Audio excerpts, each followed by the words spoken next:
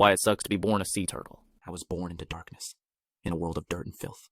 My shell shattered, and I was thrust into an overwhelming cold world. No warmth, no mother. I was weak, exposed, and alone. My body barely moved, but I instinctively knew one thing. Survival would be my only purpose. The world was harsh. My legs were uncoordinated, and I couldn't swim well in the vast water around me. The first taste of air was sharp, and panic gripped me. I was small, vulnerable, but I had no choice. Every move was a battle to survive. As days passed, I grew stronger.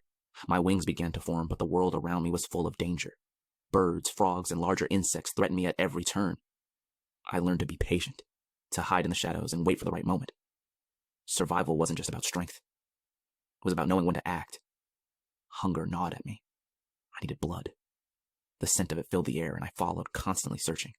Every encounter with a new host brought hope, but also fear. I knew each time I fed, it could be my last. But I had no choice. This was my life. The true danger wasn't from the predators around me. It was from humans. Their waste, their pollution, their machines.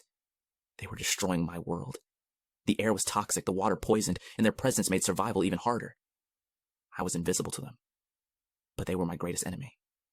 When I found a host, it was the only time I felt at peace. Sinking my mouth part into the skin, I could feel their warmth, their blood pulsing. For a brief moment, the chaos around me faded. But it was always short-lived. As soon as I finished feeding, I was back on the hunt. Flying wasn't easy. Every time I took flight, I risked being caught by a bird, a frog, or even a human's hand. I had to be swift, careful, and always alert. Survival was a constant battle, and I never had time to rest. Eventually, my time came. It was inevitable.